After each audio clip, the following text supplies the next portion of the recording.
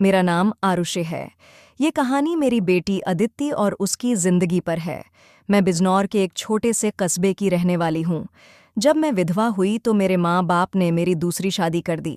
एक ऐसे व्यक्ति से कर दी जिसका पहले से ही एक बेटा था और मेरे पास भी एक बेटी थी। अब मेरा बेटा और बेटी एक ही कमरे में सोते थे, मगर सुबह उठते ही मेरी बेटी बैठ की चादर दिन प्रतिदिन चेंज कर देती। फिर मुझसे छुप छुप कर पुरानी चादर धोती और खुद नहाने चली जाती। कई बार तो मेरी बेटी बेहोश भी हो जाया करती थी। वो दिन ब दिन बहुत कमज़ोर होती जा रही थी।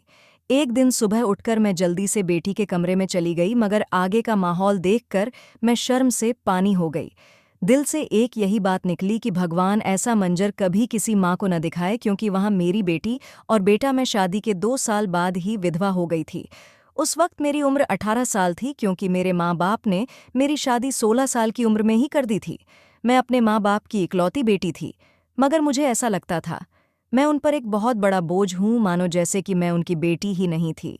मेरे पैदा होने के बाद ही मेरी माँ कोई खुशी नहीं देख पाई थी और मेरे पिता, उनको तो बेटे की बहुत चाहत थी, इसीलिए वो मुझे ना पसंद करते थे और हमेशा ही मुझसे अलग रहते थे। मुझे दिल से प्यार नहीं करते थे, वो मुझे अपना मानते भी नहीं थे और मुझ पर बहुत गुस्सा करते थे, कुछ खानदानी शक्तियाँ की वजह से। पिता दूसरी शादी भी नहीं कर सके, बस इसी कारण वो मुझसे बहुत नफरत करते थे। हर वक्त मुझसे सख्ती से ही बात करते थे और इसी वजह से उन्होंने मेरी शादी भी जल्दी ही करवा दी थी। मेरा पति सरकारी स्कूल में एक शिक्षक था। हमारी एक 3 साल की बेटी भी थी, मगर एक दिन विद्यालय से आते हुए रास्ते में उनका एक्सीडेंट हो गया और मौके पर ही उनकी मृत्यु हो गई। वो भी मेरा साथ छोड़ गए। वो दिन मेरे लिए किसी कयामत से कम नहीं था। मुझ पर तो परेशानियों के पहाड़ ही टूट पड़े थे। कुछ दिन गुजरने के बाद मेरे सास ससुर ने भी मुझे मेरे माँ बाप के घर भेज दिया। शायद उन पर भी मैं बोझ ही थी। वो भी मुझे अच्छा नहीं समझते थे। उनके ख्याल से मैं मनहूस औरत थी, मैंने ही जैसे उनके बेटे को मार दिया हो। फिर मैं चुपचाप अपने माँ बाप के साथ उनके घर आ गई। मेरे माँ बाप ही मुझे बोझ ही समझते थे। मैं अपनी बेटी को सीने से लगाकर अकेले अकेले बहुत रोती थी। फिर कुछ दिन बाद मेरे माँ बाप ने मेरी दूसरी शादी कर दी, एक ऐसे व्यक्ति से जिसका पहले से ही एक बेटा था और मेरे पास भी एक बेटी थी। हम दोनों एक जैसे थे, इसीलिए हमारी शादी हो गई, वरना मेरे तो अच्छे रिश्ते भी नहीं आते थे। उसका बेटा मेरी बेटी से 1 साल छोटा था। उसके बेटे का नाम अभिषेक था और मेरी बेटी का नाम अदिति था। हम लोग साथ ही रहने लगे और वक्त इसी तरह गुजरने लगा। देखते ही देखते अदिति 16 साल की हो गई और अभिषेक साल का हो गया जब अभिषेक के पिता का देहांत हो गया। वो भी इस दुनिया से चले गए, मतलब मेरे दूसरे पति भी हमेशा हमेशा के लिए हमें छोड़कर चले गए। उनकी हमेशा ही तबीयत खराब रहती थी। उन्हें तरह तरह की बीमारियों ने घेर रखा था, लेकिन उनकी बीमारियों के साथ जैसे तैसे गुजर बसर हो रहा था। उनके जाने के बाद मानो जैसे घर की रौनक ही उड़ गई हो। हमारा अपना मकान था, इसीलिए किराए की चिंता नहीं होती थी और मेरे घर में ही एक किराना की छोटी सी दुकान थी। एक दिन जब हम सब लोग सो रहे थे, फिर अचानक ही बहुत जोर से आवाज आई। मेरा तो दिल बैठ गया। मैं बहुत घबरा गई थी और डर भी गई थी। मैंने देखा कि ये आवाज तो अभिषेक के कमरे से आई है। मैं उसके कमरे की तरफ दौड़ी तो मैं देखते ही हैरान रह गई। कमरे की छत गिर गई थी। यह देखकर मैं घबरा गई। मुझे डर था कि कहीं अभिषेक तो इस छत के नीचे नहीं दब गया। जब मैं करीब गई और मैंने जाकर देखा तो अभिषेक वहां नहीं था। वो बाथरूम जाने के लिए उठा होगा, इसी वजह से उसकी जान बच गई, क्योंकि उसके कमरे की छत गिर गई थी। मैंने ईश्वर से धन्यवाद किया कि ये तो अच्छा हुआ कि अभिषेक को कोई चोट नहीं आई। अगर उसको कुछ हो जाता तो मैं उसके स्वर्गवासी पिता को क्या मुंह दिखाती। लेकिन अब हमारे पास इतने पैसे नहीं थे कि हम उस छत को दोबारा डलवा सकते। कमरे का तो कबाड़ा ही बन गया था। सारी छत गिर चुकी थी और हमने उसको उसके हाल पर ही छोड़ दिया। उसके बाद मैंने अपने लिए अपना बिस्तर रसोई में ही डाल दिया और कमरे में दोनों बच्चों को सोने के लिए कहा, क्योंकि बाहर तो बहुत ज्यादा सर्दी थी और बाहर कोई सो भी नहीं सकता था और कमरे में एक बेड और एक चारपाई ही थी। 2 लोग भी बहुत मुश्किल से सो पाते थे। अब वो दोनों एक ही कमरे में सोते थे। मजबूरी थी, क्या कर सकते हैं।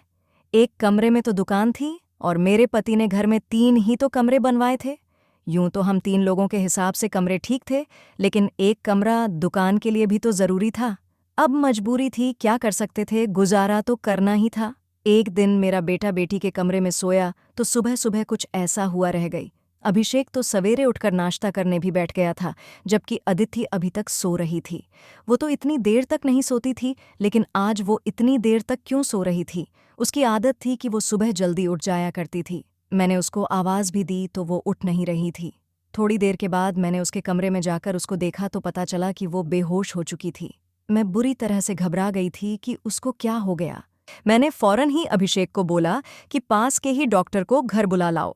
डॉक्टर घर पर आया तो डॉक्टर ने कहा कि ये बेहोश हो गई है, लड़की काफ़ी कमज़ोर है, खून की भी कमी है, कोई भारी काम इससे मत करवाना, बस आराम ही करवाना, फल अच्छा खाना वगैरह खिलाइए, ठीक हो जाएगी।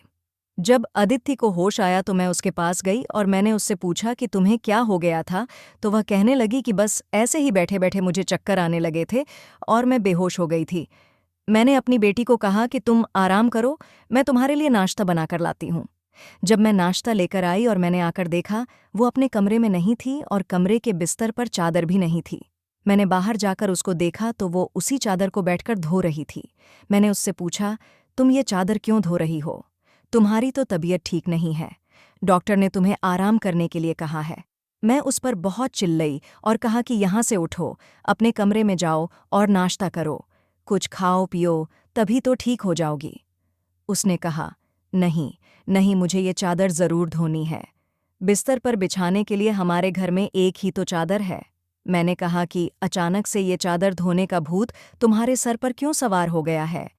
इतनी तो चादर गंदी नहीं थी जो तुम उसको धोने के लिए बैठ गई। छोड़ दो इसे, मैं खुद इस चादर को धो दूंगी। उठो यहाँ से। उसने मेरी बात नहीं मानी और चादर को छत पर सुखाने के लिए चली गई। उसके बाद ही उसने नाश्ता किया।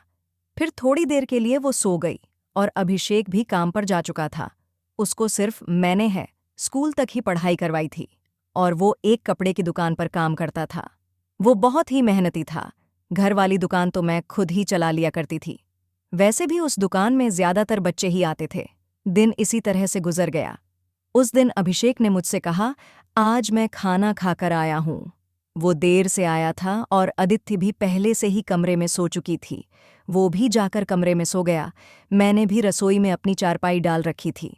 जगह बदलने की वजह से मुझे नींद नहीं आ रही थी। मैं अपने पति को याद ही कर रही थी। दूसरा पति मेरा बहुत अच्छा था, मेरा बहुत ख्याल रखता था। उसने कभी भी मुझे पहली शादी का ताना नहीं दिया था और मेरी बेटी को वो हमेशा अपनी ही बेटी समझता था। और मैंने भी अभिषेक को कभी नहीं बताया था कि वो मेरा सौतेला बेटा है। उसने भी मुझसे अपने हिस्से का प्यार ले लिया था। सगी माँ से भी ज्यादा प्यार करता था और मेरा कहना भी मानता था। वो उस घर में अकेला ही मर्द था। वो हमारा इकलौता ही सहारा था, वरना हम 2 औरतें कहाँ जातीं। काम भी अच्छे तरीके से कर रहा था। मैंने उसे कहा भी था कि वो आगे की पढ़ाई प्राइवेट पढ़ ले, क्योंकि अगर उसके पास कोई अच्छी डिग्री होगी तो नौकरी भी अच्छी मिल जाएगी। वो मेरी बात मान लेता था। सुबह सुबह फिर से कुछ ऐसा हुआ कि मैं हैरान रह गई। अदिति फिर से बेहोश हो चुकी थी और इस बार तो उसकी शक्ल देखकर लग रहा था जैसे उसके जिस्म का सारा खून ही खींच लिया गया हो। वो बिल्कुल पीली पड़ गई थी। फिर मैंने डॉक्टर को बुलाया। डॉक्टर ने वही बात कही कि मैंने आराम करने को कहा था। इसको खाने में क्या खिलाया था आपने? मैंने उनको सारी बात बताई। मैंने कहा कि वही दाल सब्जी खिलाई थी और फल भी खिलाए थे। पूरा दिन कोई काम भी नहीं करवाया था। तो डॉक्टर ने कहा कि दोबारा से कैसे इतनी कमजोरी हो गई। आप इस बात को सीरियसली नहीं तो आपकी बेटी की जान को खतरा हो सकता है, क्योंकि इस तरह से अचानक बेहोश हो जाना और कई घंटों तक बेहोश रहना कोई मामूली बात नहीं। डॉक्टर ने सख्ती से सारी बात बताई और कुछ देर बाद वो चले गए। फिर जब अदिति को होश आया तो मैंने उससे कहा कि तुमने फिर से अब कोई काम किया तो मुझसे बुरा कोई नहीं होगा। लेकिन थोड़ी देर बाद जब मैं उसके कमरे में दोबारा गई तो मैं ये देखकर हैरान हो गई कि वो क्या कर रही है। वो तो फिर से बैठ के चादर को धो रही थी। इस बार मैं उसे दूर से देख रही थी, क्योंकि जो भी वो कर रही थी वो सब कुछ मामूली नहीं था। वो बेहोशी से उठकर चादर को धोना शुरू कर देती थी। ये सब क्या हो रहा था? वो ये सब क्यों कर रही थी? जब से मेरे बेटे ने उसके कमरे में सोना शुरू किया था, तभी से वो ऐसा कर रही थी और बेहोश भी तभी से हो रही थी। अभिषेक उसके लिए था तो सौतेला भाई, लेकिन बचपन से दोनों एक साथ ही पले बड़े हैं। उन दोनों में तो सगे भाई बहनों जैसी मोहब्बत थी। फिर ऐसा क्या हो रहा था? मेरी बेटी की तबीयत दिन ब दिन क्यों खराब होती जा रही थी? मैं रोती और सोचती रहती कि ये सब कुछ क्या हो रहा है। एक औरत कमज़ोर तब होती है जब वो बच्चे पैदा करती है तो उसके अंदर बिल्कुल भी ताकत नहीं रहती। लेकिन जवान लड़कियां यूं बेहोश होने लगे, ये तो कोई नॉर्मल बात नहीं थी। दूसरे ही दिन उसने चादर धोकर छत पर सुखाई। वो आसपास भी उसे ही देख रही थी कि जैसे मैंने उसे देखा तो नहीं है।